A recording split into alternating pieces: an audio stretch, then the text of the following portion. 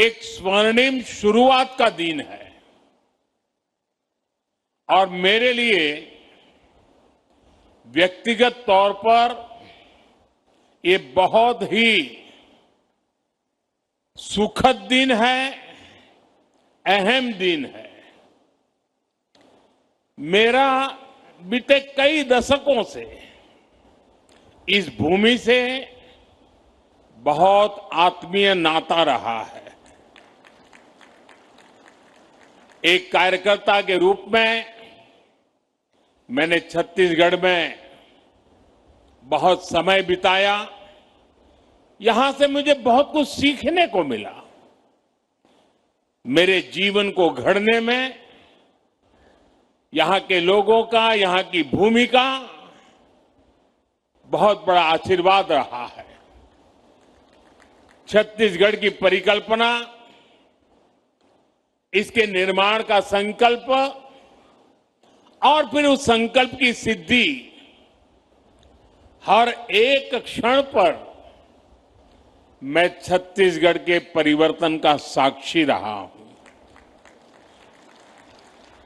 और आज जब छत्तीसगढ़ 25 वर्षों की यात्रा के अहम पड़ाव पर पहुंचा है, तो मुझे इस क्षण का भी सहभागी बनने का अवसर मिला है। आज इस रजत जयंती के उत्सव पर मुझे राज्य के लोगों के लिए इस नई विधानसभा के लोकार्पण करने का सौभाग्य मिला है। मैं छत्तीसगढ़ के लोगों को, राज्य सरकार को इस अवसर पर अपनी शुभकामनाएं देता हूं, बधाई देता हूं। साथियों, 2025 का ये वर्ष भारतीय गणतंत्र का अमृत वर्ष भी है।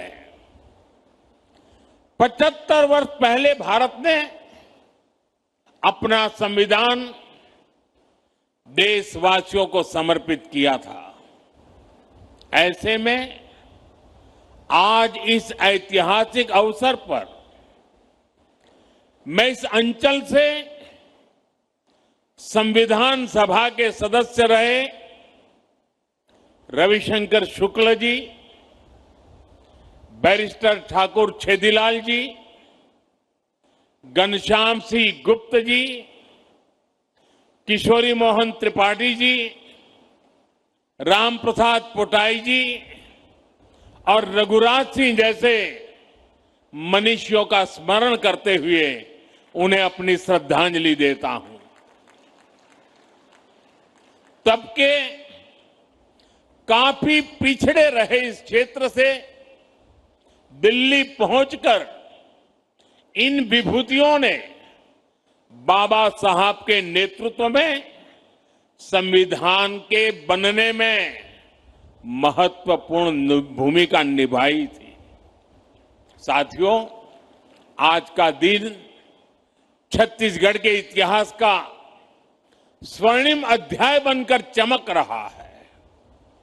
आज जब हम इस भव्य और आधुनिक विधानसभा भवन का लोकार्पण कर रहे हैं, तो ये केवल एक इमारत का समारोह नहीं, बल्कि 25 वर्षों की जन आकांक्षा, जन संघर्ष और जन गौरव का उत्सव बन गया है। आज छत्तीसगढ़ अपने स्वप्न के नए शिखर पर खड़ा है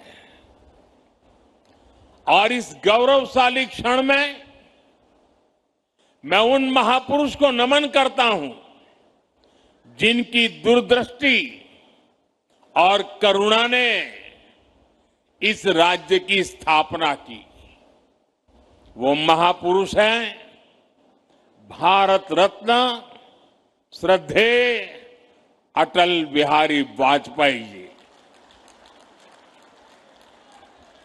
साथियों, साल 2000 में जब अटल जी ने छत्तीसगढ़ राज्य का गठन किया तो वो निर्णय केवल प्रशासनिक नहीं था, वो निर्णय था विकास की नई राह खोलने का, और वो निर्णय था छत्तीसगढ़ की आत्मा को पहचान दिलाने का। इसलिए आज जब इस भव्य विधानसभा के साथ साथ अटल जी की प्रतिमा का भी अनावरण हुआ है तो मन कह उठता है, मेरे भाव व्यक्त हो रहे हैं। अटल जी जहां भी हो, अटल जी देखिए आपका सपना साकार हो रहा है। आपका बनाया हुआ छत्तीसगढ़ आज आत्मविश्वास से भरा है, विकास की नई ऊंचाइयों को छू रहा है। साथियों, छत्तीसगढ़ विधानसभा का इतिहास अपने आप में प्रेरणा स्रोत है। 2000 में जब इस सुंदर राज्य की स्थापना हुई तो पहली विधानसभा की बैठक राजकुमार कॉलेज रायपुर के जसपुर हॉल में हुई थी। वो समय सीमित संसाधनों का तो था, लेकिन असीम सपनों का था। तब केवल एक भावना थी कि हम अपने भाग्य को और तेजी से उज्जवल बनाएंगे। बाद में विधानसभा का जो भवन तैयार हुआ वो भी पहले किसी दूसरे विभाग का परिसर था। वहीं से छत्तीसगढ़ में लोकतंत्र की यात्रा नई ऊर्जा के साथ प्रारंभ हुई और आज 25 वर्षों के बाद वही लोकतंत्र, वही जनता एक आधुनिक, डिजिटल और आत्मनिर्भर विधानसभा के भवन का उद्घाटन कर रही है। साथियों, यह भवन लोकतंत्र का तीर्थ स्थल है। इसका हर स्तंभ पारदर्शिता का प्रतीक है। इसका हर गलियारा जवाबदेही की याद दिलाता है और इसका हर कक्ष जनता की आवाज का प्रतिबिंब है। यहां लिए गए निर्णय दशकों तक छत्तीसगढ़ के भाग्य को दिशा देंगे और यहां कहा हर एक शब्द छत्तीसगढ़ के अतीत, इसके वर्तमान का और इसके भविष्य का महत्वपूर्ण हिस्सा होगा। मुझे विश्वास है ये भवन आने वाले दशकों के लिए छत्तीसगढ़ की नीति, नियति और नीतिकारों का केंद्र बनेगा। साथियों, आज पूरा देश विरासत और विकास को साथ लेकर चल रहा है और ये भावना सरकार की हर नीति, हर निर्णय में भी दिखती है। आज देश की संसद को हमारा पवित्र सेंगोल प्रेरणा देता है। नई संसद की नई गैलरियां पूरी दुनिया को भारत के लोकतंत्र की प्राचीनता से जोड़ती है। संसद परिसर में लगी प्रतिमाएं पूरे विश्व को ये बताती हैं कि भारत में लोकतंत्र की जड़ कितनी गहरी है। साथियों, मुझे प्रसन्नता है कि भारत की यही सोच, यही भावना छत्तीसगढ़ के इस नए विधानसभा में भी झलकती है। साथियों, छत्तीसगढ़ का नया विधानसभा परिसर राज्य की समृद्ध संस्कृति का प्रतिबिंब है। इस विधानसभा के कण कण में छत्तीसगढ़ की भूमि पर जन्मे हमारे महापुरुषों की प्रेरणा है। वंचितों को वरीयता, सबका साथ सबका विकास, ये भाजपा सरकार के सुशासन की पहचान है। यही देश के संविधान की स्पिरिट है। यही हमारे महापुरुषों, हमारे ऋषियों मनीषियों के दिए संस्कार है। साथियों, मैं जब इस भवन को देख रहा था तो मुझे बस्तर आर्ट की सुंदर झलक दिखाई दी। मुझे याद है, कुछ महीने पहले थाईलैंड के प्रधानमंत्री जी को मैंने यही बस्तर आर्ट भेंट की थी। बस्तर की एक कला हमारी सृजनशीलता और सांस्कृतिक शक्ति का प्रतीक है। साथियों, इस भवन की दीवारों में बाबा गुरु घासीदास जी का मनखे एक समान का संदेश है, जो हमें सबका साथ सबका विकास सबका सम्मान सिखाता है। यहां के हर द्वार में माता शबरी की सिखाई आत्मीयता है, जो हमें हर अतिथि, हर नागरिक का स्नेह स्वागत करने की बात बताती है। इस सदन की हर कुर्सी में संत कबीर का सिखाया सच्चाई और निडरता का भाव है, और यहां की नींव में महाप्रभु वल्लभाचार्य जी का बताया नर सेवा नारायण सेवा का संकल्प है। साथियों, भारत लोकतंत्र की जननी है, मदर ऑफ डेमोक्रेसी है। हमारा आदिवासी समाज तो पीढ़ियों से लोकतांत्रिक परंपराओं को जीता आया है। मुरिया दरबार, बस्तर की आदिम संसद इसका जीवंत उदाहरण है। वो आदिम संसद थी। सालों से हमारे यहां समाज और शासन मिलकर समस्याओं का समाधान करते रहे हैं, और मुझे प्रसन्नता है कि इस विधानसभा में भी मुरिया दरबार की परंपरा को स्थान मिला है। साथियों, एक और, इस सदन के हर कोने में हमारे महापुरुषों के आदर्श हैं, तो वहीं इसकी अध्यक्ष पीठ पर रमन सिंह जी जैसा अनुभव नेतृत्व भी है। रमन जी इस बात का बहुत बड़ा उदाहरण है कि एक कार्यकर्ता अपने परिश्रम से, अपने समर्पण भाव से लोकतांत्रिक व्यवस्था को कितना सशक्त बना सकता है। साथियों, क्रिकेट में तो देखते हैं कि जो कभी कैप्टन रहता है वो कभी टीम में खिलाड़ी बनकर के भी खेलता है, लेकिन राजनीति में ऐसा देखने को नहीं मिलता है। ये उदाहरण रमन सिंह जी दे सकते हैं कि जो कभी कैप्टन हुआ करते थे, वो आज सच्चे स्पिरिट से कार्यकर्ता के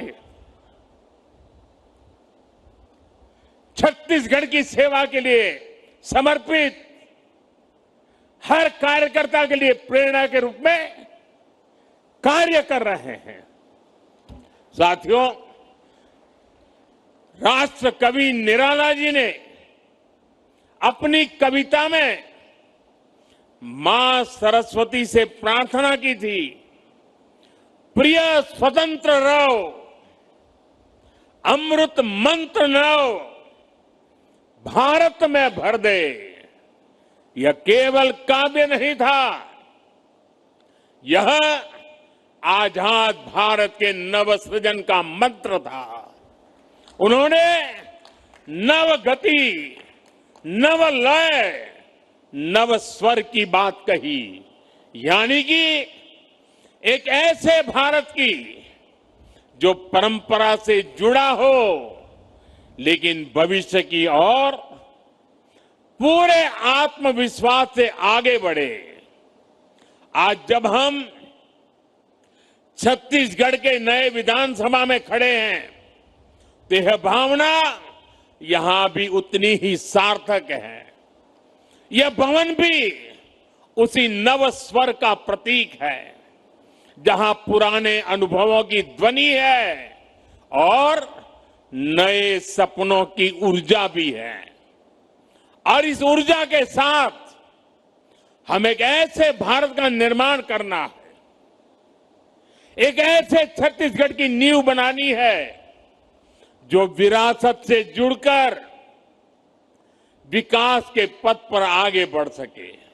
साथियों, नागरिक देवो भव ये हमारे सुशासन का मंत्र है और इसलिए हमें विधानसभा के हर निर्णय में जनता के हित को ध्यान में रखकर काम करना होगा। यहां कानून ऐसे बने जो रिफॉर्म को गति दे, जिससे लोगों का जीवन आसान हो, जो लोगों के जीवन से सरकार के अनावश्यक दखल को बाहर करे, सरकार का न अभाव हो और न ही अनावश्यक प्रभाव हो। यही तेज प्रगति का एकमात्र मंत्र है। साथियों, ये हमारा छत्तीसगढ़ तो भगवान श्री राम का ननिहाल है। भगवान श्री राम इस धरती के भांजे हैं। आज इस नए परिसर में श्री राम के आदर्शों को याद करने का इससे बेहतर दिन और क्या होगा। भगवान राम के आदर्श हमें सुशासन की सीख देते हैं। साथियों, अयोध्या में राम मंदिर की प्राण प्रतिष्ठा के समय हम सभी ने देव से देश और राम से राष्ट्र का संकल्प लिया था। हमें याद रखना है, राम से राष्ट्र का अर्थ है राम राज बैठे त्रिलोका, हर्षित भये गए सब रोग शोका। इसका अर्थ है सुशासन और जन कल्याण का राज। इसका अर्थ है सबका साथ सबका विकास की भावना से शासन। राम से राष्ट्र का अर्थ है नहीं दरिद्र को दुखी न दीना, जहां कोई न गरीब हो ना कोई दुखी हो, जहां भारत गरीबी से मुक्त होकर आगे बढ़े। राम से राष्ट्र का अर्थ है अल्प मृत्यु नहीं कवनीयु पीरा, यानी बीमारियों से असमय मृत्यु ना हो, यानी स्वस्थ और सुखी भारत का निर्माण हो। राम से राष्ट्र का मतलब है मानव एक भक्ति कर नाता, अर्थात हमारा समाज ऊंच नीच के भाव से मुक्त हो और हर समाज में सामाजिक न्याय की स्थापना हो। साथियों, राम से राष्ट्र का एक अर्थ ये भी है कि निशिचरहीन करऊं बही भुज उठाई पन की न, यानी मानवता विरोधी ताकतों का आतंक के विनाश की प्रतिज्ञा। और यही तो हमने ऑपरेशन सिंदूर में देखा है।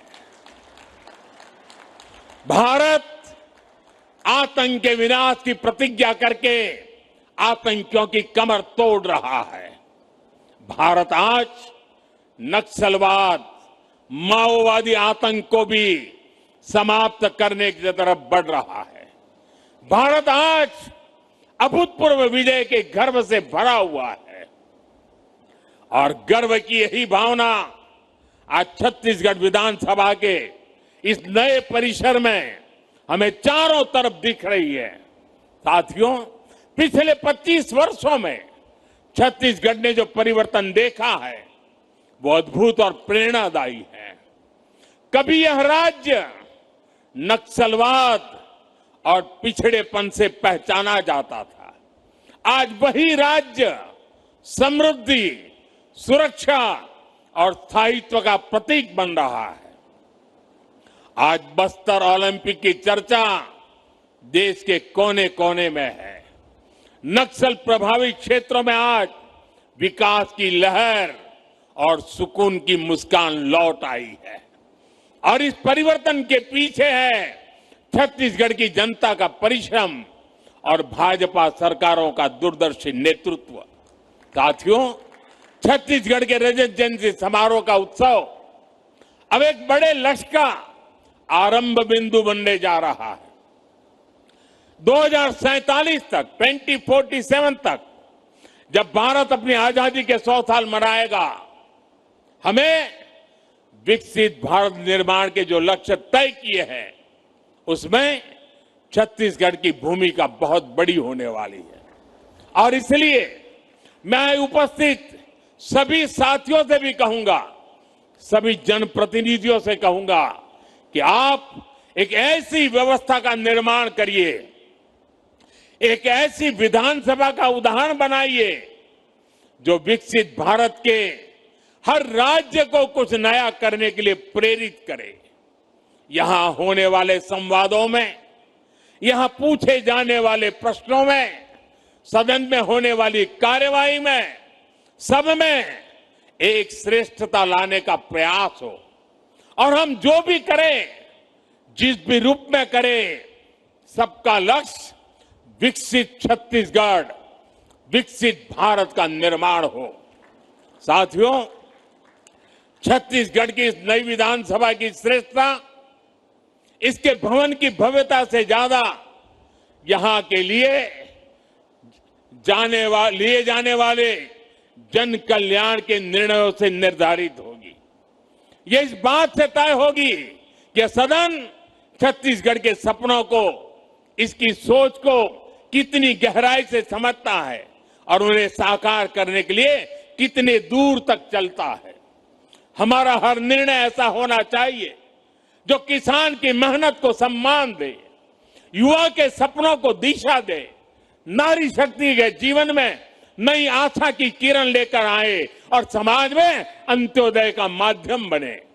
हम सबको ये याद रखना है कि यह विधानसभा केवल कानून बनाने का स्थान नहीं, बल्कि यह छत्तीसगढ़ के भाग्य निर्माण का प्रखर केंद्र है, जीवंत इकाई है। इसलिए हम सबको ये सुनिश्चित करना होगा कि यहां से निकलने वाले हर विचार में जन सेवा की भावना हो, विकास का संकल्प हो और भारत को नई ऊंचाई पर ले जाने का विश्वास हो। यही हमारी कामना है। साथियों, लोकतंत्र में कर्तव्य को सर्वोपरि रखते हुए हम सब सार्वजनिक जीवन में अपनी भूमिका निभाए, यह संकल्प लेना ही नए विधानसभा भवन के लोकार्पण के इस अवसर के सबसे बड़ी सार्थकता होगी। आइए इस परिसर से हम सभी भारतीय गणतंत्र के इस अमृत वर्ष में यह संकल्प लेकर जाएं कि जनता जनार्दन की सेवा को ही अपने जीवन का ध्येय बनाएंगे। आप सभी को लोकतंत्र के इस सुंदर नव मंदिर के लोकार्पण पर मैं पुनः शुभकामनाएं और बधाई देता हूं। मैं मुख्यमंत्री जी को और विशेष रूप से मेरे मित्र रमन सिंह जी को इस कल्पना को साकार करने के लिए हृदय से बहुत बहुत बधाई देता हूं। जय भारत, जय छत्तीसगढ़।